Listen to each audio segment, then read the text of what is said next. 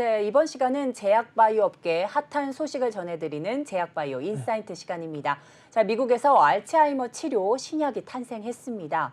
이 통상 알츠하이머성 치료는 마땅한 치료제가 없는 대표적 불치병으로 좀 알려져 있었지만요. 기존 치매 치료제보다 높은 효과를 가진 치료제가 등장하면서 이 치매 정복에 대한 기대감이 커지고 있습니다. 관련 내용 자세하게 짚어보도록 하겠습니다. 박종현 기자 나와 있습니다. 안녕하세요. 네, 미국발 이런 호재성 이슈들이 조금 가득합니다. 이 알츠하이머 치료제에 관한 이런 좀 기대감이 좀 맞물려 있는데요.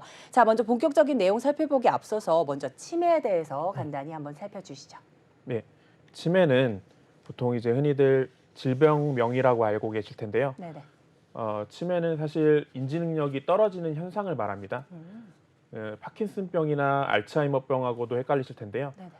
파킨슨병과 알츠하이머병은 치매를 일으키는 원인 질환입니다. 음. 최근 마블 시리즈에 출연한 유명 배우도 알츠하이머병 발병 위험을 높이는 유전자를 가지고 있다는 이유로 조기 은퇴를 선언해 눈길을 끌기도 했습니다. 치매를 조기 발견해 관리하기 위해서입니다. 치매 종류로는 알츠하이머병과 파킨슨, 루이제 치매 등이 있습니다. 알츠하이머병은 기억력, 판단력 등 인지 기능에 문제가 생기는 반면 파킨슨과 루이체 치매는 걸음이 느려지거나 표정이 없어지는 등 운동 증상을 함께 보인다는 것이 차이점입니다. 이 밖에 뇌혈관 질환으로 치매가 발생할 수 있습니다. 치료가 원인 질환에 따라 달라지는 만큼 정확한 진단이 중요하다 할 수 있습니다. 알츠하이머병은 아밀로이드 베타와 타우 단백질이 뇌에 쌓여 뇌세포를 파괴해 발생합니다. 아밀로이드 베타 단백질만 쌓이는 시기에는 증상이 나타나지 않지만 타우 단백질이 해마 주변에 쌓이면 기억력이 떨어집니다. 파킨슨과 루이제 치매는 알파 신유클레인 단백질이 쌓여 일어납니다. 알파 신유클레인이 도파민 분비 신경세포를 침범하면 뇌 속에서 도파민이 감소의 증상이 나타납니다. 치매의 원인과 정확한 기전은 아직 밝혀지지 않고 있는데요. 현재 뇌 신경 전달 물질을 조절하는 약물 치료법들이 FDA 승인하에 증상 개선 목적으로 사용하고 있습니다. 최근에는 의학의 진전으로 치매 원인 물질과 작용 기전을 더 구체적으로 파악해 치료를 개발하고 있는 상황입니다. 대다수 글로벌 제약사들은 뇌 속에 쌓인 베타 아밀로이드가 뇌세포를 파괴해 기억력 감퇴, 치매를 발병시킨다는 일명 베타 아밀로이드 가설을 기반으로 치료제 개발에 도전장을 내밀었습니다. 네, 그렇습니다. 이제 치매는 뇌가 퇴행성 변화를 겪으면서 다양한 인지 능력, 기능이 좀 감퇴한다는 이런 좀 정의를 내려주셨습니다. 또한 유명 배우도 발병 예방을 위해서 은퇴를 감행할 정도이니 정말 무서운 질병이라고 볼 수 있겠는데요. 또 치매 종류에는 알츠하이머병, 파킨슨, 또 루이체 치매가 있다. 이렇게 좀 분석을 해주셨고요. 또한 치매의 원인과 정확한 기전은 아직 밝혀지지 않았기 때문에 예방만이 살 길이다. 이렇게 보셔야 될 것 같습니다. 자, 그렇다면 미국 식품의약국 FDA가 2년 만에 알츠하이머 치료 신약을 승인을 했습니다. 어떤 이야기인가요? 예, 주인공은 레카네맙입니다. 네. 지난 6일 FDA가 에자이와 바이오젠이 공동 개발한 알츠하이머 치료제 레카네맙을 가속 승인했습니다. 네.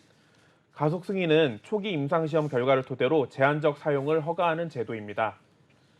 앞서 발표한 임상 3상 결과에서 레카네맙은 18개월째 임상 치매 등급 척도 박스 합계 지표 기준 위약군 대비 27%의 인지 저하 감소를 보이면서 임상에 성공했습니다.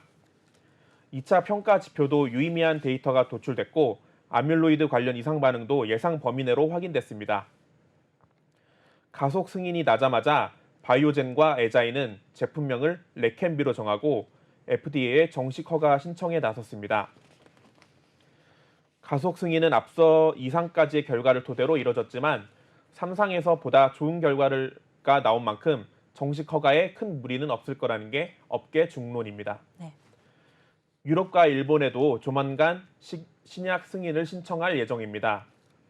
또 정맥주사 제형이라는 점에서 환자 투여 편의성을 높이기 위한 피하주사 제형 임상도 진행 중입니다. 치매 치료제의 FDA 승인은 2021년 아두헬름 후 2년 만입니다. 아두헬름 역시 마찬가지로 바이오젠과 에자이가 공동 개발한 알츠하이머 치료제입니다. 네, 그렇습니다. 2년 만에 FDA 승인을 받은 치매 치료제가 바로 에자이와 바이오젠이 공동 개발한 레카네마비다 이렇게 설명을 해주셨습니다. 자, 눈에 띄는 점은 바로 가속 승인을 받은 점인데요. 자, 유럽과 일본에도 조만간 신약 승인을 신청할 예정이라고 하니까 여러분 참고해 주시고요. 또한 이 2021년 아두헬름이라는 이 치매 치료제가 또 승인을 받았었습니다. 이 이후 2년 만인데 이 레카네마 바이오젠 좀 에자이의 첫 번째 알츠하이머 신약 아두헬름은 왜 시장에서 좀 외면을 받았던 걸까요? 아두헬름은 2021년 6월 바이오젠과 에자이가 공동 개발한 치매 치료제인데 네. 세계 최초 FDA 허가를 받은 약입니다. 하지만 효능과 부작용 논란에 발목이 잡혀 기대만큼 신뢰를 얻지 못했습니다. 아두헬름은 베타 아밀로이드에 대한 항체로 개발됐습니다. 베타 아밀로이드 침착물을 제거해 인지 기능 개선 효과를 보이도록 설계됐는데요. 단순히 증상을 완화하는 수준이 아닌 근원적 치료를 목적으로 한 치료 약물 가운데 FDA 승인을 최초로 받으면서 크게 화제가 됐습니다. 하지만 동일한 디자인으로 같은 시기에 실시된 두 가지 3상 임상에서 아두헬름 고용량을 투여한 환자들은 이머지 임상에서는 유의미한 개선 효과를 보인 반면 엔게이지 임상에서는 위약 투여과 비교해 임상적 지표로 유의미한 차이가 없는 것으로 상반된 임상 결과가 나타나 FDA 승인을 둘러싼 논란이 불거지기도 했습니다. 이후 바이오젠은 아두헬름 고용량 투여군에서 효능을 입증한 임상 데이터를 수정 발표했지만 번복된 결과는 시장에 불신을 심어줬습니다. 약물의 시장성도 걸림돌이었습니다. 아두헬름 1회 투여 비용은 4,312달러, 하나로 480만 원입니다. 4주 간격 투여 기간을 고려해도 연간 56,000달러, 하나로 6,230만 원이 필요합니다. 높은 투약비가 논란이 되자 바이오젠은 지난해 초 이를 절반 수준으로 낮췄습니다. 전문가들은 아두헬름이 베타 아밀로이드를 감소시키면서 환자의 인지 기능 개선에 도움이 되는지 추가 연구를 진행해야 한다고 주장했습니다. 네, 그렇습니다. 자, 이제 신약으로 처음 승인을 받았던 아두헬름이 좀 시장에서 외면을 받았던 점 좀 짚어주셨는데요. 여기에는 효능이 좀 문제되는 게 있었고 또한 부작용 또한 논란이 됐었던 점도 말씀해 주셨습니다. 또한 약물의 시장성도 조금 나와 있는데요. 아무래도 높은 투약비를 무시할 수 없었던 모양입니다. 자, 그럼 이뿐만 아니라 아두헬름 허가 과정에서 좀 부적절한 유착 관계가 있다라는 의견도 있는데요. 어떤 내용일까요? 네, 미국 산하 에너지 상무위는 보고서를 통해 아두헬름을 승인하기 위해 FDA가 제약사와 일반적이지 않은 협력을 진행했다고 밝혀 논란이 불거졌습니다. 이 보고서는 미국 하원 감독개혁위와 에너지 상무위가 약 18개월간 조사에 공개한 것입니다. 네. 보고서는 FDA가 아두헬름을 승인하는 과정에서 바이오젠과 최소 115차례 회의, 통화, 이메일 토론 등을 거쳤으나 해당 기록을 제대로 문서화하지 않았다고 지적했습니다. FDA 자문위 심사위원 11명 전원이 승인에 반대했지만 결국 FDA가 승인했다고 밝혔는데요. FDA가 자문위 의견을 항상 따를 필요는 없지만 통상 대부분 따르기 때문입니다. 보고서는 임상에 참가했던 환자보다 더 광범위한 환자 집단의 사용이 승인된 점도 지적했습니다. 당시 아두헬름 승인에 찬성했던 전문가들은 이 부분에 대해서는 안정성에 대한 우려를 제기했습니다. 네. 결국 아두헬름은 미국에서 처방 확대의 제한을 받았고 유럽과 일본에서 허가를 받는 데 실패했습니다. 이에 대한 책임을 지고 개발사 최고 경영자가 사임했고 개발사는 상업화를 위한 모든 인프라를 최소화했습니다. 네, 그렇습니다. 이 FDA가 제약사와 일반적이지 않은 협력을 진행했다라는 게 논란이 컸던 것으로 보입니다. 자, 또한 회의 내용을 이 기록을 제대로 문서로 남기지 않았다라는 점도 조금 꼽혀지고 있고요. 또한 FDA 자문위 심사위원 11명 전원이 승인에 반대를 했지만 결국 FDA가 승인했다는 점도 의구심이 드는 점으로 좀 꼽히고 있습니다. 자, 그렇다면 이번 가속 승인을 받은 레카네맙은 이 논란이 많은 아두헬름과는 어떤 점이 다를까요? 네, 아두헬름으로 한 차례 고배를 마신 바이오젠과 에자이가 개발한 레카네밥은 아두헬름의 문제점을 개선한 약이라고 볼 수 있습니다. 우선 효과면에서 아두헬름보다 더 우수하다는 평가입니다. 레카네밥은 알츠하이머 주요 지표 중 하나인 아밀로이드라는 끈끈한 뇌 단백질을 제거하는 방식으로 작동합니다. 이번 승인은 알츠하이머 초기 환자 800명을 대상으로 한 임상 결과를 바탕으로 이뤄졌습니다. 임상에서 알츠하이머 초기 환자들의 기억력과 판단력 등 직접 인터뷰에 18점 척도로 평가했습니다. 그 결과 레카네맙을 18개월간 투여받은 환자들은 점수 하락폭이 투여받지 않은 사람들보다 0.5점 정도 작은 것으로 나타났습니다. 이는 기억력과 판단력 등 저하가 5개월 정도 늦춰지는 효과입니다. 가격 전략도 반영됐는데요. 레카네맙의 도매 기준 가격은 연간 26,500만 달러 하나로 26,500달러 하나로 3,339만 원입니다. 앞서 아두헬름이 56,000달러로 처음 약가를 매긴 후 지난해 1월 28,200달러로 가격을 낮췄지만 여전히 보험 시장에 진입하는 데 어려움을 겪고 있다는 것을 고려한 가격으로 보입니다. 네, 그렇습니다. 이 레카네밥과 아두헬름 차이점을 좀 분석해 주셨는데요. 일단 아두헬름보다 레카네밥이 우수한 효과를 조금 지니고 있다라는 점뿐만 아니라 가격적인 메리트까지도 좀 가지고 있다는 크게 두 가지 점을 좀 짚어주셨습니다.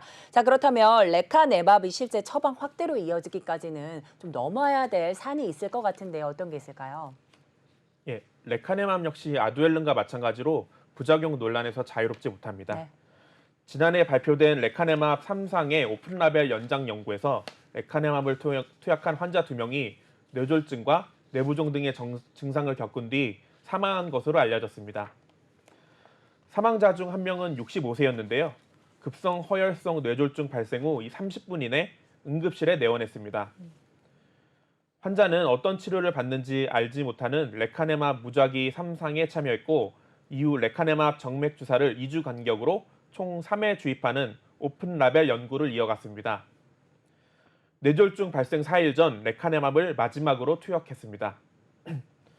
뇌졸중으로 내원한 3일 이후 기관 내 삽관을 받았는데요. 이후 진행한 뇌 MRI에서 급성 우측, 만성 경막 경색이 확인됐고 주변 부종을 동반한 많은 다발성 피질 및 피지라 출혈이 나타났습니다. 환자는 가족 요청에 따라 임종을 맞았습니다. 다른 사망자 1명은 경구용 항응고제인 엘리퀴스를 복용 중이던 심방세동 환자로 연장 연구 단계에서 레카네맙을 투약했고 뇌출혈이 발생해 사망하였습니다. 국제학술지 사이언스지는 뇌출혈로 사망한 임상 참가자가 약물과의 관련성이 배제할 수 없다고 주장했습니다. 장기 연구를 통해 레카네맙의 안정성을 더 확인할 필요가 있다는 지적입니다. FDA도 레카네맙을 허가하며 부작용에 대한 주의를 요구했는데요.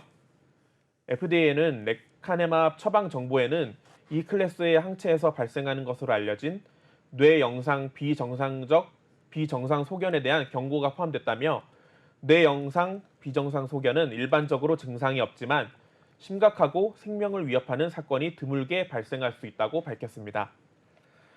가격도 문제입니다. 아두헬름보다 가격이 저렴하지만 연간 3,300만 원에 달하는 가격은 여전히 환자들에게 부담스럽다는 지적입니다. 따라서 미국 정부의 건강보험을 운영하는 메디케어 및 메디케이드 서비스 센터, 즉 CMS의 보험 등재 여부가 중요할 것으로 보입니다. 강하나 EBS 투자증권 연구원은 만성질환이라는 점과 높은 약가는 환자들에게 부담스럽게 작용할 것이라며 CMS의 보험 등재 여부가 가장 중요하다고 말했습니다. 또한 올해 하반기에서 내년 상반기에 알츠하이머병 보험 등재 지침과 함께 레카네맙의 보험 등재 여부가 판가름 날 것이라고 말했습니다. 바이오젠과 에자이는 이번 신속 승인 과정에서 임상 중 사망한 2명의 원인에 대해서 명확히 설명하고 심각한 부작용이 없다는 것을 입증해야 하는 상황입니다. 두 제약사는 이 과정을 거쳐 FDA 정식 승인을 받기 위한 생물의약품 허가 신청서를 제출할 계획입니다. 네, 그렇습니다. 자, 현재 이 레카네맙도 역시 부작용 논란에서 벗어날 수가 없는 상황입니다. 또한 FDA도 이 레카네맙을 허가하면서 부작용에 대한 주의를 좀 강구했던 점도 눈에 띄는데요. 우선 가격도 가격이지만 이 생명을 위협할 만한 부작용이 좀 최대한 없어야겠다는 생각을 하고 있습니다. 또한 환자와 이 보호자들에게 이 연간 수천만 원에 달하는 가격은 큰 우려로 좀 작용하고 있다는 점도 짚어주셨습니다. 자, 그렇다면 이 레카네맙 또 아두헬름 등을 개발한 이 바이오젠과 에자이뿐만 아니라 많은 글로벌 대형 제약사들도 이 치매 치료제 시장이 좀 뛰어들고 있는 것 같습니다. 다음 타자로 기대를 모으는 치료제는 어떤 게 있을까요? 예, 일라이 릴리의 도나네맙입니다. 네. 릴리는 올해 상반기 안으로 도나네맙의 3상 결과를 발표할 예정입니다. 앞서 이상에서는 인지 저하 수준을 위약군 대비 23% 줄이는 효과를 보였습니다. 현재 이상 결과를 토대로 가속 승인을 신청한 상태입니다. 이르면 이달 중으로 가속 승인 여부가 결정될 전망입니다. 글로벌 대형 제약사들도 치매 치료제 개발은 쉽지 않은데요. 지난해 로슈의 간테네루밥은 3상에서 위약군 대비 인지 저하 감소가 6에서 8%에 그쳤습니다. 이마저도 해당 실험 결과가 우연이 아닌 실제 약효에 의한 것이라는 통계적 유의성 입증에 실패하는 좌절을 맛봤습니다. 하지만 로슈는 뇌혈관 장벽 투과를 높이기 위해 간테네루맙과 이중 항체를 결합한 약물의 임상을 진행하는 등 관련 개발을 이어가는 상황입니다. 네, 다음 타자로 좀 기대를 모으는 치료제들이 몇몇 있었습니다. 자, 일라이 릴리의 도나네밥이 또 있었고요. 로슈의 간테네루맙도 함께 3상에서 여러 가지 조금 인지 저하 감소 능력이 조금 나오는 점도 지금 꼽아주고 계셨습니다. 자, 그럼 이렇게 글로벌 제약사들이 치매 치료제 개발에 주목하고 있는 이유가 있을 것 같습니다. 역시 시장성 때문입니다. 글로벌 고령화 추세와 발맞춰 치매 치료제 시장이 성장할 수밖에 없다는 것인데요. 그렇죠. 세계보건기구는 2019년 5,500만 명이던 세계 치매 환자가 2030년에 7,800만 명으로 늘고 2050년에는 1억 3,900만 명까지 뛸 것으로 보고 있습니다. 자연스레 치매 치료제 시장도 급성장할 전망인데요. 제약 전문 리서치 업체 코텔리스는 알츠하이머 치료제 시장 규모가 2020년 16억 달러에서 2030년 57억 달러, 2050년 200달러로 연평균 29% 가까이 성장할 것으로 내다봤습니다. 시장을 선점하기 위해 일라이 릴리의 도나네밥이 다음 차례를 기다리고 있고 영국의 타오렉스 테라퓨틱스, 미국 엑섬 테라퓨틱스도 효능을 입증하고 상용화를 준비하고 있는 상황입니다. 네, 그렇습니다. 아무래도 시장성 때문에 좀 시장 참여자들이 좀 높아지는 것 같습니다. 또한 여기 글로벌 고령화에 맞물려서 치매 치료제 시장이 좀 성장할 수밖에 없는 사이클에 좀 맞물려 있는데요. 또한 세계보건기구 WHO 또한 2050년에는 1억 3,900만 명까지 치매 이제 환자들이 좀 뛸 것 같다 이렇게 예상을 해주고 있습니다. 제 인류에게는 악재와도 같은 이야기지만 이 치매 치료제에 좀 심혈을 기울이고 있는 기업들에게는 호재로 작용할 것 같은데요. 자, 이렇게 된다면 시장을 선점하는 게 우선일 것 같습니다. 자, 일라이 릴리의 도마네밥 좀 다음 차례로 기다리고 있다 말씀해 주셨고 영국의 타우렉스 테라퓨틱스 또 미국의 엑섬 테라퓨틱스 등도 이제 시장 선점을 노리고 있다는 점 여러분 참고해 주시기 바랍니다. 자, 그런데 아직까지 이 확실한 효과를 보이면서 시장을 주도하는 게임 체인저가 없는 게 좀 문제입니다. 자, 이제 치매 치료제 개발을 향한 경쟁이 더욱더 치열해질 것 같은데요. 자, 그렇게 된다면 이 글로벌 제약 회사들이 이렇게 심혈을 기울이고 있는 만큼 국내 업체들의 개발도 좀 궁금해집니다. 어떤 상황일까요? 예, 국내 업체들 역시 치매 치료제 개발을 활발히 진행하고 있습니다. 네. 가장 선두주자는 아리바이오입니다. 아리바이오는 지난 4일 먹는 치매 치료제 후보물질 AR1001의 미국 임상 3상 환자 투약을 개시했다고 발표했습니다. 국내 기업이 알츠하이머 치매 치료제 글로벌 임상 3상에 단독으로 진입하는 것은 이번이 처음입니다. 이 물질은 알츠하이머병 진행 억제와 환자 기억력, 인지 기능을 높이는 다중기전 신약 후보물질입니다. 아울러 아리바이오는 기술 특례 상장을 위한 평가 신청서를 제출했다고 밝혔습니다. 정재준 아리바이오 대표는 기존 방식을 고수하지 않고 글로벌 블록버스터급 신약에 대해 사전 기술 이전 등 외부 제약 없이 독자적으로 임상을 진행해 향후 한국 신약 개발의 기술력과 노하우 내재화에도 기여할 것이라고 말했습니다. 젠백스는 알츠하이머 치료제 후보 물질 GV1001의 국내 임상 3상을 진행 중입니다. 미국과 유럽 7개국에서도 임상 2상을 진행 중입니다. 이 물질은 아밀로이드 베타와 관련된 기전 이외에 다양한 기전에 작용하는 약물입니다. 해외 임상은 도내 폐지를 3개월 이상 안정적으로 복용한 경증 및 중등증 알츠하이머병 환자를 대상으로 GV1001 0.56mg 또는 1.12mg 53주 동안 피하 주사해 유효성과 안정성을 평가하는 방식으로 진행하고 있습니다. 젠백스 관계자는 모든 역량을 동원해 최단 시간에 최선의 결과를 도출할 것이라고 자신했습니다. GNT 파마는 알츠하이머병 등 퇴행성 뇌신경 질환 치료제로 크리스델라 살라진을 개발 중입니다. 아스피린과 설파살라진의 구조를 기반으로 항산화, 항염증 작용을 동시에 나타내는 이중 양리 기전의 합성 신약 물질입니다. 올해 상반기 국내 임상 2상을 동시에 시작한다는 계획입니다. 이외에도 D&D 파마텍, 차바이오텍, NK맥스 등이 치매 치료제를 개발 진행 중입니다. 아울러 치매 진단 시장도 함께 주목받고 있습니다. 치료제가 나오게 되면 진단 시장도 성장에 더 속도를 붙을 것으로 예상되기 때문입니다. 국내에서는 피플바이오가 가장 활발하게 사업을 펼치고 있는데요. 피플바이오는 알츠하이머병 조기 진단에 활용할 수 있는 혈액 진단 키트를 개발해 2018년 4월 식약처 품목 허가를 승인받았습니다. 지난해 11월에는 알츠하이머 혈액 검사 브랜드 알츠혼을 론칭하고 국내 5대 수탁 검사기관과 국내 대학병원 등의 진단 키트를 공급하고 있습니다. 업계 관계자는 아직 두각을 나타낸 치매 치료제가 없는 상황에서 국내 기업들의 성과가 나온다면 블루오션인 치매 치료제 시장을 선점할 수 있을 것이라고 말했습니다. 네, 그렇습니다. 자, 국내 업체들도 이미 치매 치료제 개발을 활발하게 진행하고 있다라고 이렇게 점검을 해주셨습니다.